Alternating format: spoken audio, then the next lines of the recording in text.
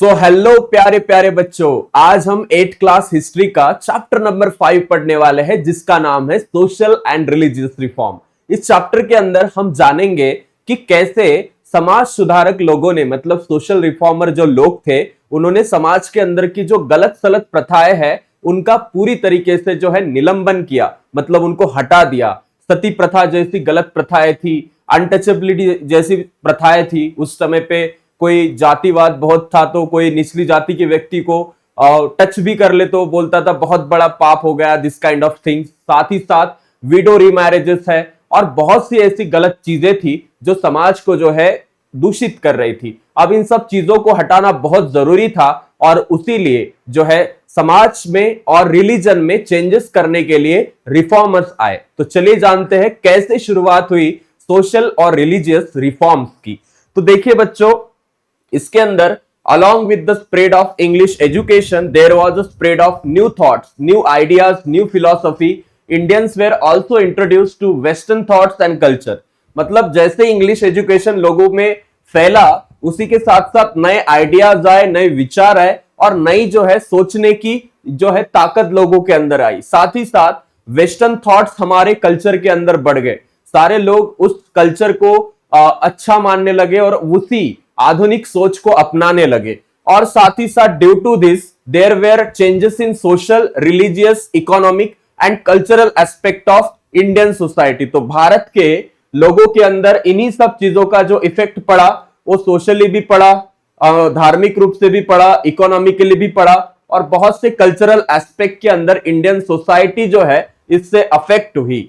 अब इसके अंदर हम देखें द मॉडर्न एजुकेटेड इंडियंस, हम जिसको जो पढ़ लिख कर आगे बढ़े, वो जो इंडियंस थे जिन्होंने इंग्लिश भाषा को अपनाया, अच्छे से पढ़ा, वो जो एजुकेटेड लोग थे वो अवेयर हो गए कि हमारे समाज में कुछ ऐसी चीजें हैं जो हमारे भारत को बैकवर्ड दिखाती है। हमारे देश के अंदर बहुत ज्यादा अंधविश्वास है, सुपरस्टिशंस है, जातिवाद है, कास्टिज्म है, ओल्ड हमारे बहुत से रीति रिवाज है, क्लास सिस्टम हमारी जो है बहुत बदतर है। जैसे कि समाज में सबसे ऊपर ब्राह्मण्स होंगे, उसके नीचे क्षत्रिय होंगे, उसके नीचे वैश्य होंगे जो व्यापार करते, और सबसे नीचे शूद्र को माना जाता था। तो ये भी सिस्टम बहुत गलत थी। और क्रिटिकल आउटलुक की बात करें तो हर व्यक्ति का जो है संकुचित विचार हुआ करता था। सभी लोग ऐसे ओपन माइंडेडली हर प्रॉब्लम्स को सोचते नहीं थे। It was necessary to eradicate the flaws and undesirable tendency for the progress of country. तो ये सब हटाने के लिए, ये हमारी ये समाज की सारी गलत चीजें हटाने के लिए बहुत से जो है जो तौर तरीके हैं सोशल रिफॉर्मर्स अपनाएंगे। और ये सारी चीजें जो अनडिजायरेबल टेंडेंसी समाज के अंदर, उसको हटाना, इरेडिकेट करना बहुत जरूरी था। And to create a new society based on the principle of humanity. और एक ऐसा समाज हमें बनाना था जिसका जो पूरा हम बोल सकते हैं कि ना कोई जातिवाद है, ना कोई ऐसी चीज है, ना कोई परंपरा प्रथा है, बस सब मानवता को मानते हैं कि ये ह्यूमन है, दूसरा भी ह्यूमन है और उसके साथ ह्यूमन की तरह बिहेव करो। उसके बाद समाज के अंदर कुछ ऐसे प्रिंसिपल लाना भी जरूरी था, जैसे ह्यूमैनिटी है, सबके अंदर मानवता होनी चाहिए, इक्वालिटी है, सब एक है ऐसा मानना चाहिए, फ्रैटर्निटी होनी चाहिए, सबके अंदर एकता और एकात्मता की भावना होनी चाहिए कि हम सब एक है और सभी जो है ह्यूमंस है and everyone deserve the respect and we can say give respect. ये सारी चीजें ह्यूमैनिटी के अंदर आती है, किसी को बुरा भला कहना गलत है। The educated thinker started social awareness through writings solve the various problems in the society. तो जो एजुकेटेड लोग थे उन्होंने अपनी राइटिंग्स, मतलब ये सारी प्रॉब्लम्स को अपनी भाषा में लिखना शुरू किया और अपने ही लोगों तक पहुंचाने का जो है प्रयास शुरू किया। The intellectual awakening in the contemporary society is called as Indian renaissance. हमने देखा था एक चैप्टर जो हमारा फर्स्ट या सेकंड ही था, सेकंड चैप्टर के अंदर हमने देखा था कि उस समाज को बदलने के लिए, वो कंटेम्पररी सोसाइटी को बदलकर कुछ नया बदलाव करने के लिए जो टाइम, जो इंटेलेक्चुअल विचार, जो आधुनिकता का विचार जो सोसाइटी में अवेक करने के लिए आएगा अभी, उसको बोला गया है Indian renaissance. Okay, renaissance. Okay, तो इसका प्रोनाउंसिएशन थोड़ा सा आपको मुश्किल लग सकता है, लेकिन इसका मतलब जो है कि एक नई विचारधारा को हमारे सोसाइटी में लाना। अब era of religious and social reform, social और रिलीजियस रिफॉर्म के अंदर जो पहला इरा आता है वहां पे हमें दिखता है ब्राह्मो समाज का नाम। ब्राह्मो समाज की स्थापना कब हुई थी? तो 1828 में। किसने की थी? राजा राम मोहन रॉय ने। अब ये समाज जो है ब्राह्मो समाज कहां पे स्थापित किया गया था? बंगाल में। और इन्होंने जो है बहुत सी भाषाओं का अध्ययन किया था राजा राम मोहन रॉय जी ने, और साथ ही साथ उनकी जो आइडियोलॉजी थी वो अद्वैत फिलॉसफी थी। मतलब जो भगवान है वो एक ही है और सभी लोगों को जो है उसी एक भगवान ने तैयार किया है, ऐसे अद्वैतवाद के ऊपर वो मानते थे। साथ ही साथ मोनोथेइज्म, मतलब भगवान एक ही है और सब एक है, उसके ही हम बोल सकते हैं एक परम पिता है और सब बच्चे हैं उसके। कास्ट, क्लास इक्वालिटी, इन सब चीजों के ऊपर उन्होंने फोकस किया कि सभी लोग एक है, कोई ऐसी कास्ट नहीं बनाई है भगवान ने, सभी एक ही धर्म से बिलोंग करते हैं, so everyone is equal. Protest against the rituals and following the way of prayers were the principle of Brahmo समाज। उनका कहना था कि हमें रिचुअल जो होते हैं समाज में, अलग अलग तरीके के कर्म कांड जो होते हैं वो गलत है, इससे लोगों को भुलाया जाता है, उनको इसके अंदर भुला फुसलाकर उनसे पैसे लिए जाते हैं, तो ये सुपरस्टिशन है, ऐसा उन्होंने बोला। उनका एक ही कहना था कि आप प्रार्थना करो, प्रार्थना ही एक भगवान को प्राप्त करने का सहारा है। ये ब्राह्मो समाज की आइडियोलॉजी थी। ही अपोज्ड द सती प्रैक्टिस, जो सती प्रथा हुआ करती थी, हमने देखा है इससे पहले के चैप्टर में कि अगर पति की मृत्यु हो जाती है तो क्या होता है, उसके पत्नी को उसके साथ उसी अग्नि के अंदर, उसकी चिता की वो जो है उसको ढकेलते थे लोग। कुछ पत्नियां तो इसमें बहुत मानती थी, खुद ही चली जाती थी, तो एक गलत प्रथा थी। और इस प्रथा के अंदर क्या होता था कि समझो कोई आदमी 40-35 उम्र की एज में शादी करता है और उसकी दूसरी शादी है समझो, और लड़की की उम्र बस 9 या 13 साल है, क्योंकि उस टाइम पे शादी करने की उम्र काफी कम थी। तो अगर ऐसी चीजें होती है और पति तो फिर उसका जल्दी मर जाएगा, बाकी जिंदगी क्या करे? और विडो रीमैरिज भी बैन है, मतलब वो शादी भी नहीं कर सकती दूसरी। तो कितना ज्यादा अत्याचार हो रहा है स्त्री के ऊपर उस टाइम पे, यह हमें इससे पता चलता है। तो इसको हटाना बहुत जरूरी था। चाइल्ड मैरिज होते थे उस टाइम पे, बचपन में ही शादी कर दे 8-9 साल, उससे तो बहुत ही खराब कंडीशन। साथ ही साथ पुर्डा सिस्टम भी हुआ करती थी। साथ ही साथ इसके पर्दा बोलते हैं उसको प्रोनाउंसिएशन में पुर्डा ऐसा दिख रहा है, पर्दा सिस्टम है, मतलब हर स्त्री को पर्दे के अंदर रहना है। साथ ही साथ the promoted the widow remarriage, यहाँ पे ब्राह्मो समाज ने विडो रीमैरिज को प्रमोट किया कि विधवाओं की शादी होनी चाहिए, वो जिंदगी भर किसी अच्छे व्यक्ति के साथ उसकी अच्छी जिंदगी गुजार सकती है, उसके ऊपर कोई भी रेस्ट्रिक्शन ऐसे नहीं डालने चाहिए। फीमेल एजुकेशन को जो है प्रोत्साहन दिया इस ब्राह्मो समाज ने। साथ ही साथ ही founded Hindu college in Kolkata. तो आपको पूछ सकते हैं कि राजा राम मोहन रॉय ने कौन सी जगह पे हिंदू कॉलेज की स्थापना की है? तो वो की थी कोलकाता में। अब देखते हैं, ही क्रिएटेड पब्लिक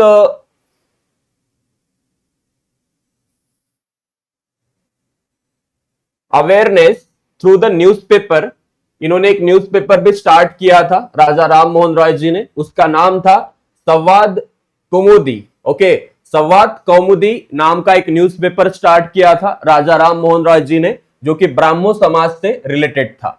अब काफी इंटरेस्टिंग समाज हम अब देखने वाले। ब्राह्मो समाज के बारे में आपको सब समझ गया होगा। आपको पूछा जाएगा राजा राम मोहन रॉय ने कौन से समाज की स्थापना की थी, या फिर ब्राह्मो समाज की स्थापना किसने की थी, कब हुई थी स्थापना 1828 के अंदर, कहां हुई थी, बंगाल में हुई थी, और साथ ही साथ कौन सा न्यूज़पेपर ब्राह्मो समाज द्वारा स्टार्ट किया गया था राजा राम मोहन रॉय द्वारा, संवाद कौमुदी है। साथ ही साथ आपको यह भी पूछ सकते हैं कि हिंदू हमने यहां पे देखा था कि एक हिंदू महासभा जैसी एक सभा यहां पे आपको दिखती है, हमने यहां पे अभी अभी देखा था हिंदू कॉलेज, हिंदू महासभा नहीं।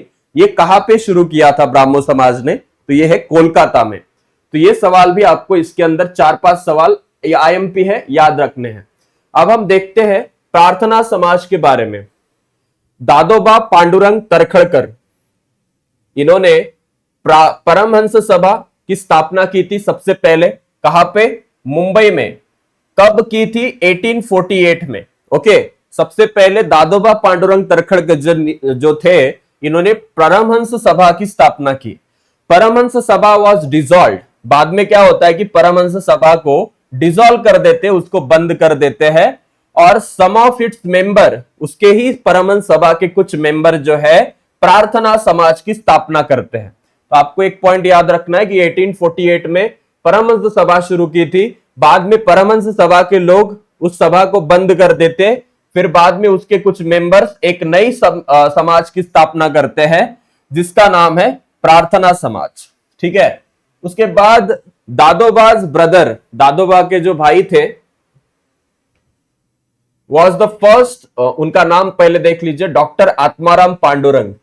दादोबा के भाई doctor Atmaram Pandurang Tarkhadkar was the first president of Prarthana Samaj. प्रार्थना समाज के पहले अध्यक्ष कौन बनते हैं? तो doctor Atmaram Pandurang Tarkhadkar. The prestige of the institution increase due to the enrolment of young graduates from Mumbai university. इस प्रार्थना समाज की थोड़ी सी जो है वाइब ज्यादा अच्छी होती है, लोगों के अंदर इसका रिस्पेक्ट होता है, क्योंकि इसके अंदर जो है मुंबई यूनिवर्सिटी से पास आउट जो भी यंग ग्रेजुएट्स थे वो इस प्रार्थना सभा के मेंबर थे। अब ये कौन कौन थे? तो उनके अंदर पहला नाम आता है जस्टिस रानडे का। जस्टिस रानडे, इनको महादेव गोविंद रानडे भी बोला जाता है। इसके बाद डॉक्टर आरजी भांडारकर, ओके, ये भी आते हैं इसके अंदर। उसके बाद इन्होंने इसके अंदर बहुत ही अच्छा काम किया प्रार्थना समाज को आगे लेने के अंदर, लेके जाने के अंदर जस्टिस रानडे और आरजी भांडारकर जी का बहुत बड़ा नाम है। Okay, the opposition to idol worship, इनका अपोजिशन किसको था? इनका अपोजिशन था कि जो मूर्ति पूजा होती है वो मूर्ति पूजा नहीं करनी चाहिए।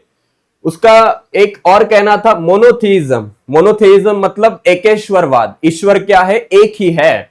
उसके बाद अपोजिशन टू रिचुअल्स, जो भी कर्म कांड होते हैं उसको उनका विरोध है।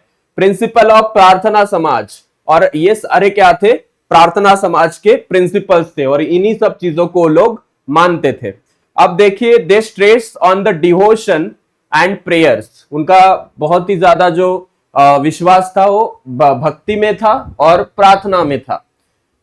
फॉर रिफॉर्मिंग द सोसाइटी, प्रार्थना समाज स्टार्टेड ऑर्फनेज।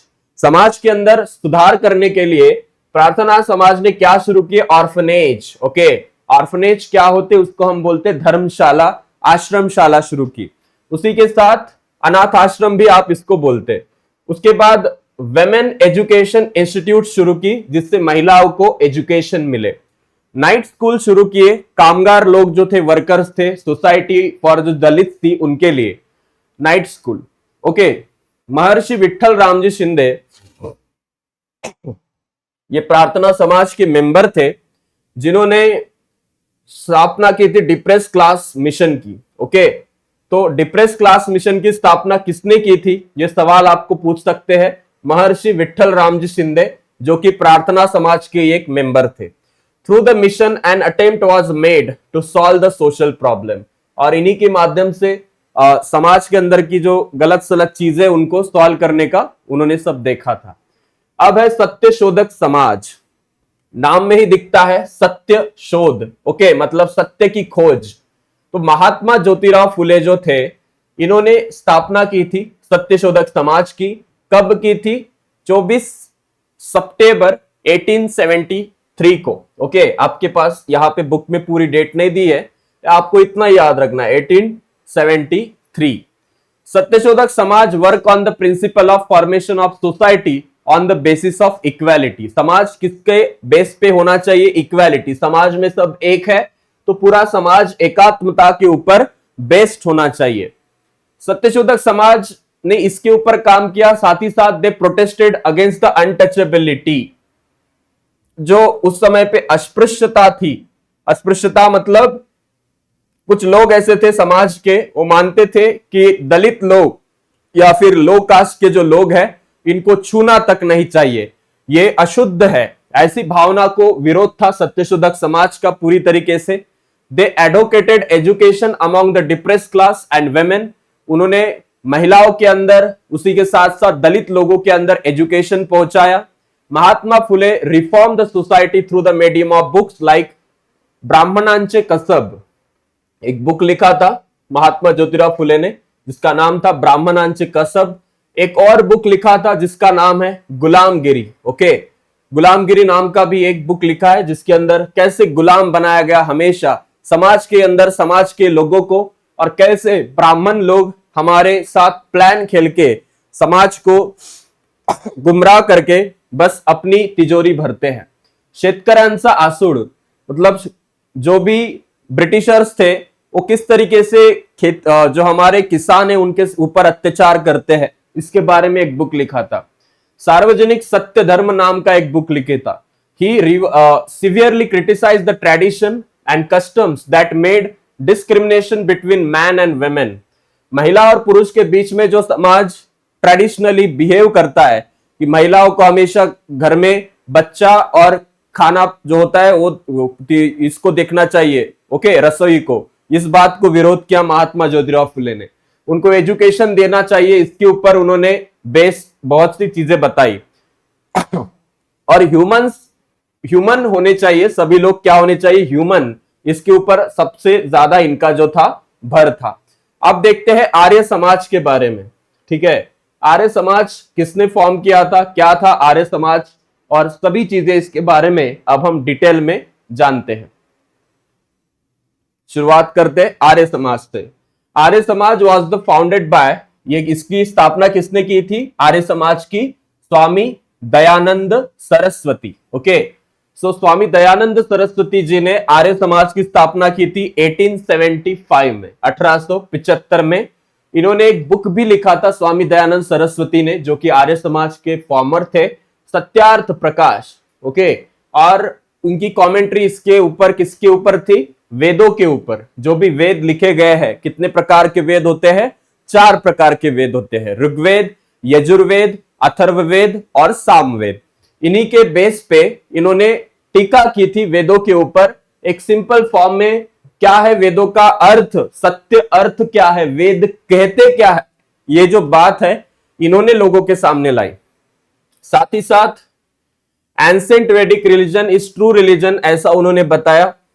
और उस एंसेंट वैदिक रिलीजन के अंदर कास्टिज्म को और जेंडर इक्वालिटी को, मतलब बोल सकते हैं कि कास्टिज्म नाम की कोई चीज उसमें थी नहीं।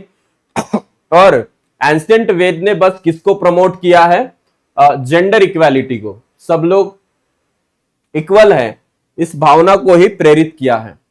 गो बैक टू वेदास, मतलब वेदों के तरफ वापस चलो, जो एंसेंट वेद है, ऐसा भी इन्होंने बोला है स्वामी दयानंद सरस्वती जी ने। एंड उनका जो स्लोगन था ये यही था आर्य समाज के लिए, गो बैक टू वेदास। इसकी जो ब्रांचेस थी Arya Samaj were open all over the India, many education institutions were established by this Arya Samaj. तो ये सब आर्य समाज के बारे में था। अब हम देखते हैं रामकृष्ण मिशन के बारे में।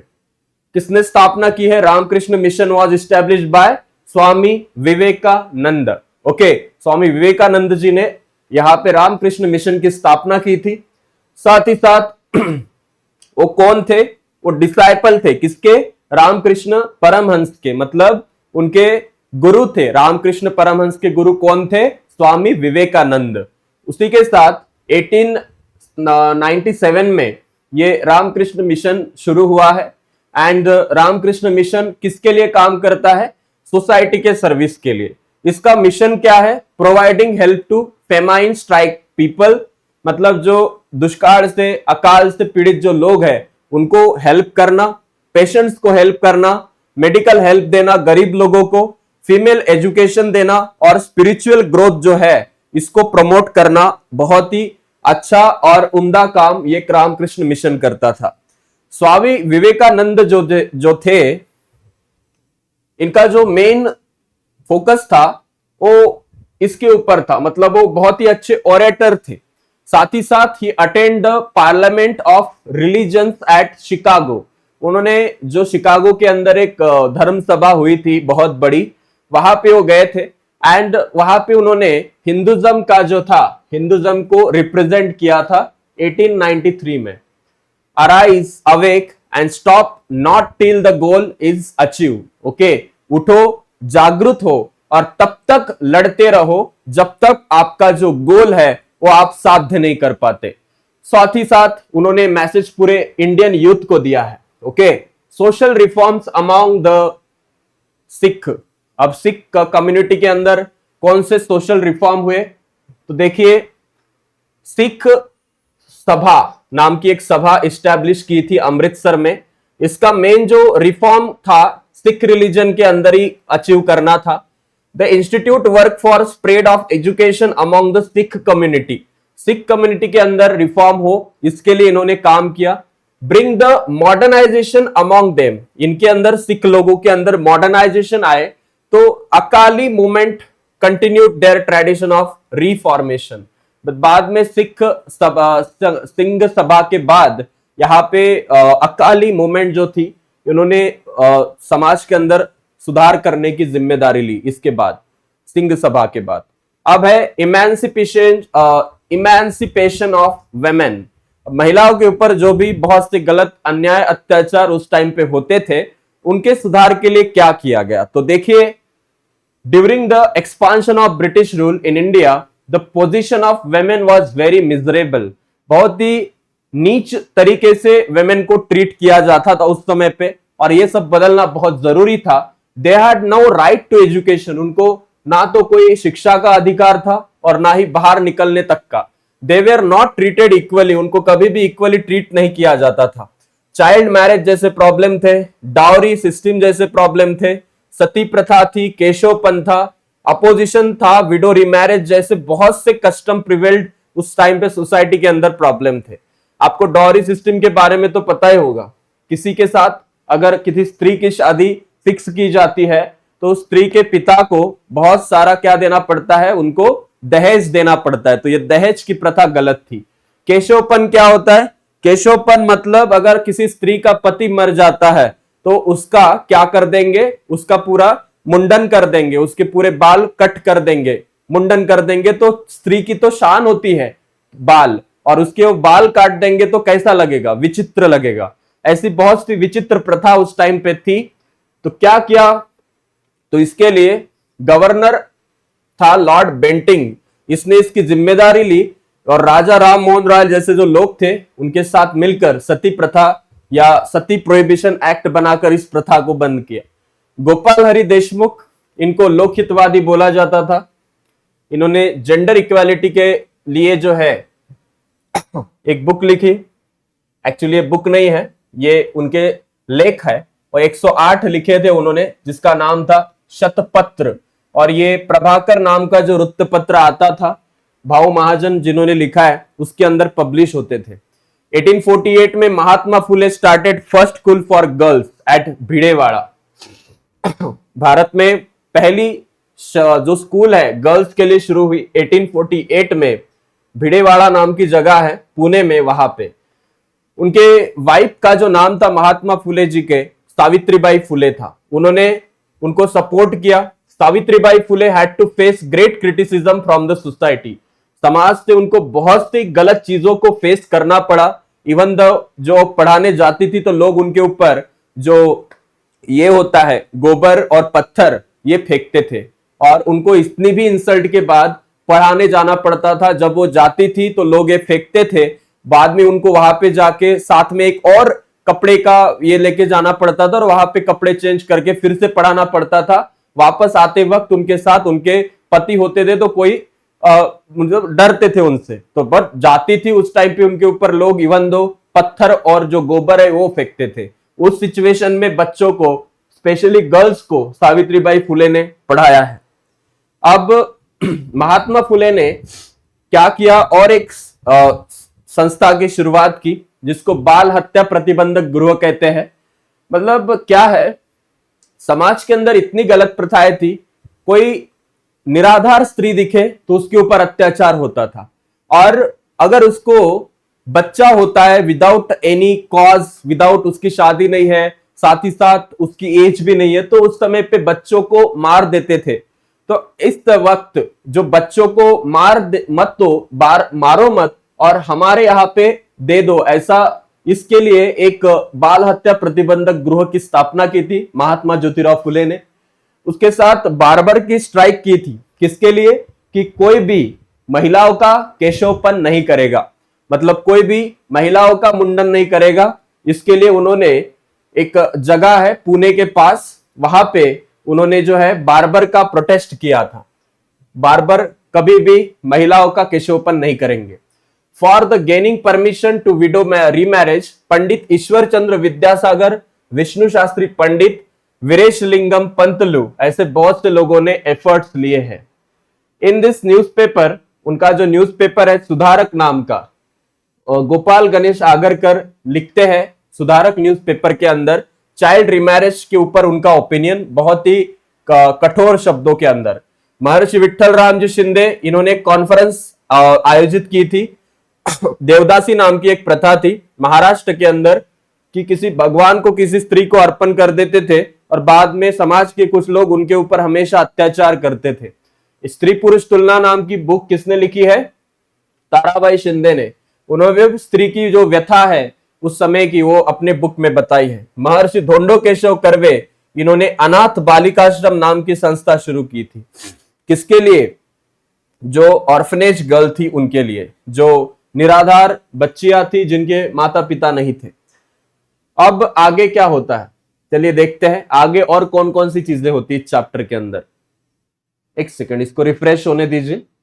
हाँ, तो स्त्री पुरुष तुलना हमने देखा ताराबाई शिंदे का। अब यहाँ पे महर्षि धोंडो केशव कर्वे जो है, ये एक्चुअली इनके बारे में एक इंटरेस्टिंग फैक्ट बताऊं तो आइंस्टाइन के साथ इनकी फोटो अगर गूगल करो आप तो आइंस्टाइन से मिले ये व्यक्ति।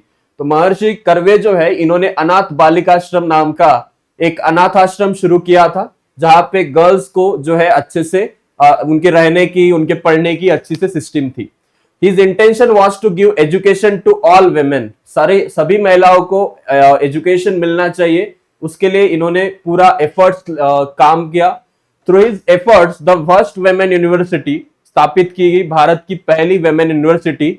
और इसके पीछे सबसे बड़ा हाथ जो है वो महर्षि धोंडो केशव कर्वे का ही है। फर्स्ट यूनिवर्सिटी जो कि जापान के आइडिया के ऊपर बेस्ड थी। पंडिता रमाबाई, इन्होंने शारदा सदन की स्थापना की है। साथ ही साथ उन्होंने रिस्पॉन्सिबिलिटी किस चीज की ली थी? केयर ऑफ डिसेबल्ड चिल्ड्रन, मतलब जो जिनके हाथ पैर नहीं है, ऐसे जो लोग होते हैं उनको उनके देखभाल के लिए उन्होंने डिसेबल चिल्ड्रन के लिए एक सोसाइटी स्टार्ट की थी, शारदा सदन नाम की। साथ ही साथ महिलाओं के लिए भी ऐसी बहुत सी सोसाइटी की स्थापना की थी। उसके बाद ये अपंग जो लोग होते हैं, साथ ही साथ जो निराधार स्त्रियां होती है उनके लिए। रमाबाई रानडे आगे आई, उन्होंने सेवा सदन नाम की इंस्टीट्यूट शुरू की, नर्सिंग कोर्स शुरू किया वेमेन के लिए। उन्होंने डिमांड की right to vote for women. तो आपको क्वेश्चन आ सकता है, भारत में सबसे पहले महिलाओं को वोट करने का अधिकार मिले ऐसा किसने बोला था? तो उनका नाम याद रखिए, रमाबाई रानडे, जो कि पत्नी थी महर्षि ये जो हमने महादेव गोविंद रानडे दिखा है उनकी। Just she demanded right to vote. उसके बाद बहुत से आर्टिकल्स लिखे गए। डॉक्टर बाबा साहब आम्बेडकर जो थे, उन्होंने जो भी महिलाओं की तरफ इनजस्टिस हुआ है उसके खिलाफ लिखा है। महात्मा गांधी जी ने भी उसके लिए काम किया। तो ये बहुत बड़ा कंट्रीब्यूशन इन लोगों का है। इस मोमेंट का जो फायदा है पूरे सोसाइटी को हुआ और बाद में महिलाओं के लिए जो कुछ भी एफर्ट्स पुट किए गए, इससे एजुकेशन में महिलाओं को बहुत से राइट्स मिले। अब देखते हैं अभी रिलीजियस रिफॉर्म जो हुए थे उस टाइम पे। तो अब्दुल लतीफ नाम के एक बहुत बड़े रिफॉर्मर है, मुस्लिम कम्युनिटी के अंदर हो गए। उन्होंने कहा कि मुस्लिमों के अंदर भी सुधार होने चाहिए, तो उन्होंने एक संस्था की स्थापना की थी, एक सोसाइटी की स्थापना की थी अब्दुल लतीफ जी ने। उसका नाम था द मोहम्मदन लिटरेरी सोसाइटी। और कहां पे की थी यह स्थापन? बंगाल के अंदर। सैयद अहमद खान, इन्होंने the Mohammedan Anglo oriental college की स्थापना की। तो आपको दोनों नाम सेम लग सकते हैं, मोहम्मदन लिटरेरी सोसाइटी तो ये अब्दुल लतीफ की है, और मोहम्मदन एंग्लो ओरिएंटल कॉलेज बोलेंगे तो उसका नाम या फिर ये किसने स्थापित की है? Sir Syed Ahmad Khan. It later develop, इसका ही नाम आगे चल के मोहम्मदन एंग्लो ओरिएंटल कॉलेज का होता है अलीगढ़ मुस्लिम यूनिवर्सिटी। कि एडवोकेटेड वेस्टर्न साइंस, इन्होंने वेस्टर्न साइंस को बहुत ज्यादा प्रोत्साहन दिया, टेक्नोलॉजी को प्रोत्साहन दिया। He firmly believed that Muslim could make study progress by the studying modern education and science. उनका कहना था सर सैयद अहमद खान का कि मुस्लिम लोग भी पढ़ाई करके एजुकेशन में बहुत ज्यादा एफर्ट्स डालकर यहाँ पे क्या कर सकते हैं, समाज में बदलाव ला सकते हैं। अब हिंदू सोसाइटी के अंदर कौन कौन सी मूवमेंट हुई है, चलिए उसको देखते हैं। इन 1915 हिंदू महासभा स्थापित की गई और हिंदू कम्युनिटी के ऊपर ही पूरी बेस थी। किसने फाउंडेशन किया है इसका? पंडित मदन मोहन मालवीय। उन्होंने ही आगे चल के बनारस हिंदू यूनिवर्सिटी की स्थापना की। डॉक्टर केशव बलिराम हेडगेवार, इन्होंने 1925 में राष्ट्रीय स्वयंसेवक संघ मतलब आरएसएस इसकी स्थापना की है। 2025 में इस संस्था को 100 साल पूरे होते हैं। नागपुर में ये स्थापित की गई थी। इनका भी हिंदू धर्म हिंदू यूथ के लिए एक अच्छा सा एक पूरा प्रोग्राम था कि उसके अंदर सारी हिंदू कम्युनिटी अच्छे से जो है पार्टिसिपेट होकर समाज के लिए कुछ अच्छा करे। साथ ही साथ विनायक दामोदर सावरकर जी ने पतित पावन टेम्पल रत्नागिरी के अंदर जो है ये सारे कास्ट के हिंदू रिलीजन के लोगों के लिए ओपन रखा। उसके लिए मूवमेंट की। कॉमन डाइनिंग प्रोग्राम रखे गए कि साथ अस्पृश्य और ब्राह्मण लोग साथ में खाना खाएंगे। उसके अंदर विट्ठल रामजी शिंदे जी का नाम आता है। फर्ग्यूसन कॉलेज नाम का एक कॉलेज है पुणे के अंदर, वहां पे उन्होंने एक बार एक कार्यक्रम आयोजित किया था जिसके अंदर अस्पृश्य और ब्राह्मण लोग साथ में खाना खा रहे थे। साथ ही साथ आगे चले तो आपको manifestation of renaissance in the other area भी दिखता है। तो ये तो रिफॉर्म हो गया, लिटरेचर में भी हुआ है। सीवी रमन, इन्होंने साइंस में नोबेल प्राइज लाया है। तो हर एक जगह पे आपको समाज में सुधार देखने को मिलता है और मॉडर्न इंडिया को बढ़ाने में इनका बहुत बड़ा रोल है। न्यूज़पेपर्स का, मैगजीन का, सोशल रिफॉर्म के अंदर बहुत ज्यादा हेल्प हुआ। म्यूजिक भी एक प्रेरणादायी इंडियन स्टाइल का म्यूजिक समाज को बदलने में काफी ज्यादा योगदान रखता था उस समय पे, क्योंकि उस टाइम पे कोई मूवीज के गाने नहीं निकलते थे। समाज को प्रेरित करने के लिए, साथ ही साथ आजादी की भावना को, राष्ट्र प्रेम की भावना को जागृत रखने के गीत निकलते थे। In the history of modern India the moment of renaissance is very important on the principle of liberty, equality and nationalism. The Indian social reform set up the nationwide political movement and the study of this moment will be dealt with the next chapter. तो हम इसके बारे में पूरे detail में जो deal किया जाएगा नेक्स्ट चैप्टर के अंदर किया जाएगा। ये सारी चीजें रिफॉर्म्स के अंदर आती है। तो अब हम कुछ क्वेश्चन सॉल्व करते हैं। देखिए, fill in the blank, establish the Ramakrishna Mission. तो पता है आपको किसने शुरू किया था रामकृष्ण मिशन को? स्वामी विवेकानंद। तो पहला answer. The Anglo Mohammedan oriental college किसने शुरू किया था? तो इसका आंसर क्या करेंगे आप? इसका आंसर होगा अब्दुल लतीफ। है क्या ऑप्शन के अंदर? नहीं है। तो सैयद अहमद, दोनों के अंदर कंफ्यूजन होता है। मोहम्मदन एंग्लो वाला पूछेंगे तो उसका अलग है और एंग्लो मोहम्मदन पूछेंगे ओरिएंटल वाला तो उसका आंसर अलग है। तो ऑप्शन में ही नहीं है वो वाला, तो हमें ये पहला ही सिलेक्ट करना होगा। डिप्रेस क्लास मिशन किसने फाउंड किया था? तो इसका आंसर है महर्षि विट्ठल रामजी शिंदे। तो ये तीनों के आंसर। बाद में राजा राम मोहन रॉय ने कौन सी ऑर्गेनाइजेशन शुरू की थी? ब्राह्मो समाज। उनका न्यूज़पेपर था संवाद कौमुदी। उनका ऑर्गेनाइजेशन का वर्क क्या था? सती प्रथा को हटाना, साथ ही साथ विडो रीमैरिजेस के लिए था। आर्य समाज की स्थापना किसने की थी? स्वामी दयानंद सरस्वती जी ने। उनका न्यूज़पेपर का नाम आपको बताना है। साथ ही साथ उनका वर्क किस लिए था? उसके बाद महात्मा ज्योतिराव फुले, इनकी ऑर्गेनाइजेशन कौन सी थी? सत्यशोधक समाज। उनका न्यूज़पेपर क्या था? गुलामगिरी। उनका वर्क क्या था? वेमेन और सोशल प्रॉब्लम, साथ ही साथ अनटचेबिलिटी के खिलाफ था। तो ऐसे क्वेश्चन आते हैं एग्जाम के अंदर। और शॉर्ट नोट लिखिए रामकृष्ण मिशन के ऊपर। तो आपको लिखना है इसकी स्थापना की थी स्वामी विवेकानंद जी ने। वो डिसाइपल थे, किसके थे? किसके डिसाइपल थे? रामकृष्ण परमहंस के। और बाद में इन्होंने समाज के अंदर जो भी यूथ के लिए काम किया, ये सारी चीजें आप इसके अंदर लिख सकते हो। सावित्रीबाई फुले जी का वर्क लिखिए। साथ ही साथ महात्मा फुले जी ने जो स्ट्राइक रखी थी बार्बर की, क्या वो सही थी? क्या लगता है आपको एक्सप्लेनेशन में? क्योंकि आपको पता है केशवपन नाम, आपको पता है उस टाइम पे लोगों का अंदर एक ऐसी भावना थी, पति मर जाए तो स्त्री को पूरा मुंडन करवाते थे। इसे स्त्री की, आपको एक पता है कि स्त्री की एक सुंदरता का प्रतीक होता है बाल, और ऐसा उसके साथ किया जाए तो उसके अस्तित्व का कोई मोल नहीं है, उसके साथ अलग ही तरीके का बिहेवियर हो रहा है। तो ये बहुत ही अच्छा कदम उठाया था महात्मा ज्योतिराव फुले ने कि उन्होंने बार्बर की स्ट्राइक रखी थी। तो ये पूरी एक्सरसाइज यहाँ पे कंप्लीट होती है। और भी डिटेल में आपको कुछ आंसर चाहिए तो ये QR कोड स्कैन कर सकते हैं आप लोग। और थैंक यू सो मच, मिलते हैं अगली क्लास के अंदर। Have a great study. Thank you.